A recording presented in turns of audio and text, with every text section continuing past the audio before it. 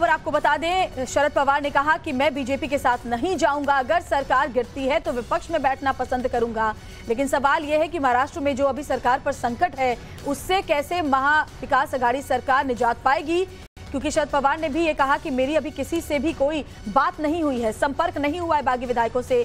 क्या एकनाथ शिंदे की मांग है उसकी भी जानकारी मुझे नहीं है कि उनकी नाराजगी की वजह क्या है। हालांकि उन्होंने ये विश्वास जरूर जताया कि उद्धव ठाकरे अपनी पार्टी को संभाल लेंगे, मुझे विश्वास है, और उद्धव ठाकरे बनाए रखेंगे सरकार, हम क्योंकि किसी भी तरीके का कोई बदलाव नहीं चाहते हैं। शरद पवार ने यह भी कहा कि एनसीपी में कोई फूट नहीं है, हमारे विधायक हमारे साथ इंटैक्ट हैं, लिहाजा हमें कोई दिक्कत नहीं है। और मीटिंग को लेकर उन्होंने ये कहा कि अभी कोई मीटिंग ऐसी तय आज नहीं है, लेकिन मैं जैसे ही शाम को वहां पहुंचूंगा, अगर मुलाकात की बात होती है तो उद्धव ठाकरे से मिलना भी होगा। गौरव, we have called our meeting of the non-leadership political parties, and basically subject is to discuss presidential candidates. That meeting will start at 2:30, second meeting, and in fact that is the reason why I am here. So after that meeting, definitely I have to meet media, and what is the outcome of that meeting we explain there. Sir, लेकिन महाराष्ट्र में जिस तरह से राजनीति तेज हो गई है, शिवसेना के विधायक जो है कई सारे सूरत में पहुंच गए, आपको लगता है कि महाराष्ट्र गवर्नमेंट को खतरा है? सरकार ऐसी कि ये जो कुछ महाराष्ट्र में हुआ, ये पिछले 2-2.5 साल में this is the third incident. इससे पहले 2 हुए थे।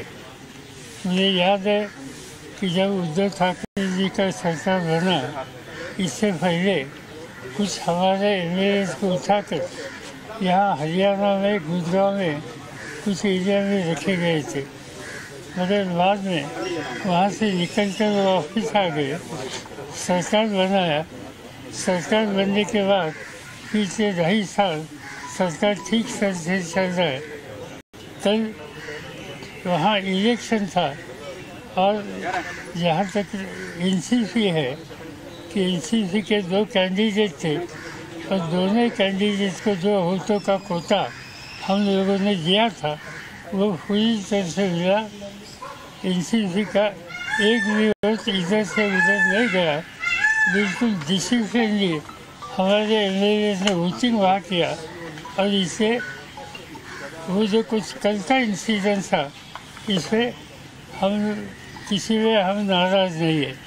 एक बात सच है कि हमारे फ्रंट का एक कैंडिडेट जीत नहीं सका, वहाँ कुछ वोटों की कमियाँ वहाँ आ गई, मगर ये अन्य पॉलिटिकल पार्टी का जो कोटा था और अन्य पॉलिटिकल पार्टी की जिम्मेदारी थी उनका कैंडिडेट जिताने के लिए, उसमें कामयाबी नहीं आई।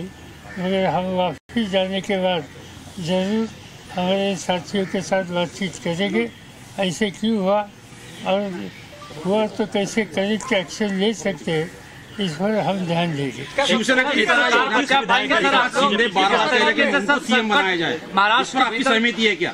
सरकार संकट में है सर, जिस तरीके से संकट, 1 मिनट यार, चुप रहो ना। अरे यार सर, जिस तरीके से महाराष्ट्र के भीतर संकट दिखाई दे रहा है, अरे पिछली बार तो आपने सरकार बचा लिया था, क्या इस बार सरकार आप लोग बचा पाएंगे? उम्मीद है आपको? मुझे यहाँ की जो स्थिति है वो देखने के बाद इससे कुछ न कुछ रास्ता निकलेगा, इस पर मेरा पूरा भरोसा है। सर, फिर से सवाल करता हूँ, एकनाथ शिंदे बार बार दबाव डाल रहे हैं कि उनको सीएम बनाया जाए, इस पर आपकी सहमति है क्या? भाई, ये तो मैं आपसे ही सुनता हूँ, ठीक है। अभी तक उन्होंने हमें या और किसी को कहा है कि मुझे सीएम बनाओ, ये मुझे मालूम नहीं, मगर एक बात है कि वहाँ जो अंडरस्टैंडिंग है तीनों पार्टी में, इसमें शिवसेना के पास मुख्यमंत्री की जिम्मेदारी, डिप्टी सीएम एनसीपी के पास है, और इनफैक्ट बाकी जो मंत्रालय है इसकी जिम्मेदारी सरकार के, कांग्रेस के ऊपर है। जहाँ तक बीजेपी है कुछ बदलाव करना या किसी को वहाँ मौका देना, वो उनका इंटरनल इशू है, जो शिवसेना की लीडरशिप इस पर जो कुछ तय करेंगे इसके साथ हम रहेंगे, मगर मुझे पूरा विश्वास है कि उद्धव ठाकरे के नेतृत्व पर वहाँ जो गवर्नमेंट चला है इसमें कोई बदलाव करने की आवश्यकता हमें लगती नहीं। सर लेकिन एकनाथ शिंदे जेपी नड्डा और अमित शाह को भी मिलने वाले हैं। सर जो विधायक कौन किसको मिलने वाला हम कैसे कहेंगे? सर कल के एमएलसी इलेक्शन में 134 विधायकों का समर्थन बीजेपी को प्राप्त हुआ है। जिस पार्टी के मुख्यमंत्री है उस पार्टी के सारे वोट भी शिवसेना उम्मीदवार को नहीं मिले हैं। क्या आपको लगता है कि ये क्रॉस वोटिंग सरकार के लिए खतरा है? ऐसे जब इलेक्शन होते हैं तो क्रॉस वोटिंग होते हैं, ये कोई आज की बात नहीं।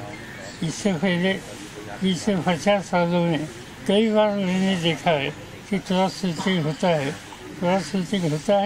और फिर सरकार चलती है।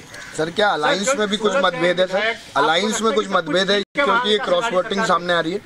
नहीं, ऐसा है कि अलायंस में बिल्कुल मतभेद नहीं है। क्रॉस वोटिंग तब होते हैं कि समझो मैं कॉन्टेस्ट कर रहा हूँ और मुझे कुछ 2-4 वोट की कमियाँ है, तो मेरा पर्सनल कॉन्टैक्ट कहीं हो तो इस पर मैं ध्यान देता हूँ और इसमें कुछ न कुछ वोट कैसे मुझे मिलेंगे इस पर मेरा ध्यान होता है। इससे कुछ क्रॉस वोटिंग इधर उधर होती है। जैसे आपको एक बार एग्जाम्पल देता हूँ कि जिस बार आई थिंक 1980 में मेरे पास खाली 6 MLA थे, 6 MLA के आधार पर हमने 45 वोट लेकर सुरेश प्रभारी को राज्यसभा को चुनकर लाया था 6 वोटों। ये हो सकता है जैसे रिश्ते आपके हैं इस पर ये इलेक्शन में कामयाबी मिलती है, ये डिफीट होता है। Are you confident that you have a clear majority? That Agadi government has a clear majority. And what are the numbers like? NCP और कांग्रेस छोड़ के बाहर निकला, ऐसी भी शर्तें रखी हैं। सुनने में आ रहा है कि जो सूरत गए विधायक उन्होंने कहा है कि शिवसेना जो है वो एनसीपी और कांग्रेस का साथ छोड़े। ये जो आप कहते हैं मेरे कान पर ये बात आई नहीं। सर आप उद्धव ठाकरेंशी तुमचं काही बोलणं झालं का? या सगळ्या घडामोडीनंतर उद्धव ठाकरेंशी काही बोलणं झालं? नहीं, एवढं झालं की उद्धव ठाकरे जी ने उनके पार्टी की मीटिंग बुलाई है और वो आज सुबह बैठने अभी जो आफ्टरनून में बैठने वाले हैं। इस बैठने के बाद एक बार इनके इंटरनल डिस्कशन हो जाएगा तो हम इनसे बात करेंगे। आज ये इशू एनसीपी का इंटरनल इशू नहीं है, ये शिवसेना का इंटरनल इशू है। Sir, today you are confident that you have the numbers. Sir Mumbai आप जा रहे हैं? सर क्या मुख्यमंत्री से मुलाकात है शाम को? सर कब जाएंगे? सर मेरे अभी मीटिंग है 2:30 बजे। उद्धव ठाकरे के साथ मुख्यमंत्री के साथ मुलाकात है? प्रेसिडेंट कैंडिडेट सिलेक्शन के बारे में आज जो हमने मीटिंग बुलाई है, ये मीटिंग खत्म होने के बाद आई एम गोइंग टू बावले। सर आपको संकट मोचक कहा जाता है, खासतौर पर पिछली सरकार भी आपने बचाई थी। एकनाथ शिंदे से क्या आपकी कोई बातचीत हुई है या किसी विधायक से बातचीत हुई है जो सूरत में ठहरे हुए हैं? मेरे किसी से बात नहीं हुई, तो कहाँ ठहरे ये भी मुझे मालूम।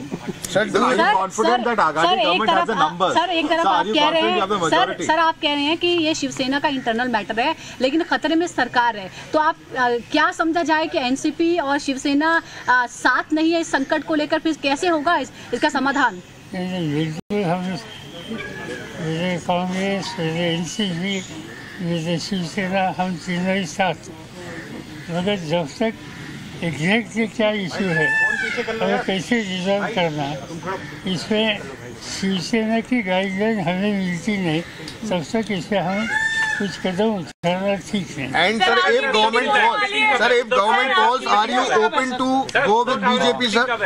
Are you open to go with any alliance with BJP, sir? If government falls. मामले को ये संकट जो है, ये पूरे संकट को लेकर शिवसेना की तरफ से कोई आपसे संपर्क नहीं किया गया है? ये दिक्कत आई है, उनके विधायक टूट के चले गए, भाग गए, इस पर आपसे कोई बातचीत नहीं हुई है? आज वो दोपहर को हम मिलकर इसमें इन डेप्थ स्टडी करेंगे और शाम को आप लोगों को बताएंगे। ऐसा हमें संदेशा आया है So we are waiting for that. Sir अगर गवर्नमेंट गिरती है या कुछ जो उथल पुथल चल रही है, क्या बीजेपी के साथ जा सकती है एनसीपी? अगर कुछ खतरा होता है, गवर्नमेंट गिरती है तो कुछ तो सेंसिबल क्वेश्चन। सर अगर सरकार गिर जाएगी तो कहीं तो एनसीपी जाएगी, अपोजिशन भी मिल सकती है, बीजेपी के साथ नहीं जाएगी लेकिन।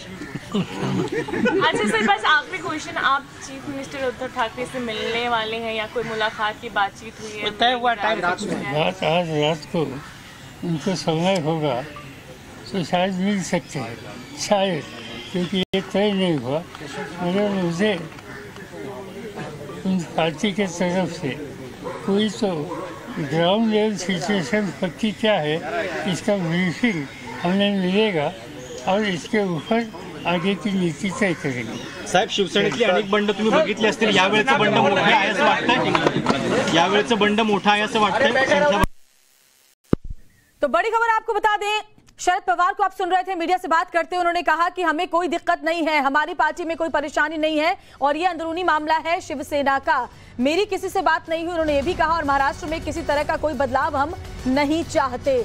और उद्धव ठाकरे से मुलाकात को लेकर उन्होंने कहा कि अभी ऐसी कोई मीटिंग तय नहीं है, लेकिन हो सकता है कि जब मैं मुंबई पहुंचूं तो हमारे बीच मीटिंग हो जाए। तो बड़ी खबर, एनसीपी प्रमुख शरद पवार मीडिया से बात करते हुए उनसे पूछा गया कि आप तो संकट मोचक माने जाते हैं, तो क्या आप बात करके इस बार भी सरकार बचाने की कोशिश करेंगे? तो उन्होंने कहा कि अभी मेरी किसी से बात नहीं हुई है, आगे मुलाकात हो सकती है उद्धव ठाकरे से, लेकिन मुझे लगता है कि उद्धव अपनी पार्टी को संभाल लेंगे क्योंकि ये सिर्फ उनकी पार्टी का अंदरूनी मामला है। हम महाराष्ट्र की सरकार में किसी तरीके के बदलाव की जरूरत को महसूस नहीं करते, हम नहीं चाहते कि उद्धव सरकार बदले, लेकिन बैठक के बाद हम आपको बताएंगे कि क्या कुछ अब निकलता है। अमित हमारे सहयोगी हमारे साथ लगातार जुड़े हुए। अमित, कई बातें शरद पवार ने कही लेकिन खुलकर कुछ भी नहीं बताया, उन्होंने साफ साफ कहा ये शिवसेना के अंदरूनी मामले हैं, ऐसे में अभी मेरी इसमें कोई दखल नहीं है। जी देखिए, अगर आप इस पूरे मामले में देखें तो शरद पवार इस मामले में अपने आप को अलग करते हुए ये बात कह दी कि ये जो कहीं भी जो विवाद हो रहा है या जो भी हंगामा हो रहा है, गाड़ी में कुछ लोग के जाने की बात हो रही है, जो एनसीपी है उससे एक भी विधायक इधर से उधर नहीं गया है। उन्होंने ये बात कही, साथ ही साथ उन्होंने एक और बात कही कि इस तरह के पहले भी प्रयास 3 बार हो चुके हैं जब सरकार को गिराने की कोशिश की गई है, तो कोई ये नई बात नहीं हो रही है, पहले भी प्रयास हुए हैं। लेकिन महत्वपूर्ण बात यह है कि जब तक उनकी बातचीत वहां पे नहीं हो पाती तो वो कुछ नहीं कह पाएंगे। और ये महत्वपूर्ण है कि जब शाम को मुलाकात होगी उनसे साफ साफ शब्दों में पूछा गया कि क्या उनकी सरकार, जो महाअघाड़ी की सरकार है, वो खतरे में है, तो उन्होंने कहा कि अभी कुछ भी नहीं, अभी जो है वहां पर इस तरह के प्रयास होते रहे हैं। लेकिन साफ साफ शब्दों में एक बार भी शरद पवार ने ना ये कहा कि उनकी सरकार को कोई दिक्कत नहीं है, किसी भी तरह से खतरा नहीं है। उन्होंने एक तरह से कह दिया कि शिवसेना का मामला है। जब एकनाथ शिंदे के बारे में भी सवाल पूछा गया कि वो मुख्यमंत्री की बात कर रहे हैं, तो ये सवाल को भी टालते हुए रह गए। लेकिन पूरी समस्या पर उनकी नजर है, इसीलिए पिछले 3 से 4 घंटे से लगातार वो मीटिंग कर रहे थे। प्रफुल्ल पटेल भी आए हुए थे, लगातार वो बिल्कुल, लेकिन अपने पत्तों का खुलासा बहुत साफ साफ नहीं किया अमित। गौरव क्योंकि उस पीसी में मौजूद थे, एक बार उनका भी रुख कर लेते हैं। गौरव, बहुत खुलकर सब बातें सामने नहीं रखी शरद पवार ने, सीधे सीधे कह दिया कि ये तो शिवसेना का अंदरूनी मामला है। हालांकि उन्होंने ये भी इशारा किया कि पहले भी ऐसे मौके आए हैं लेकिन सरकार बची रही है।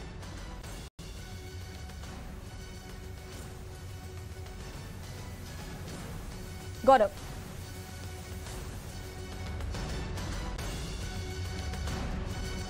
तो गौरव की आवाज हम तक नहीं आ पा रही है, लेकिन बड़ी खबर आपको बता दें, शरद पवार ने कहा कि मैं बीजेपी के साथ नहीं जाऊंगा, अगर सरकार गिरती है तो विपक्ष में बैठना पसंद करूंगा।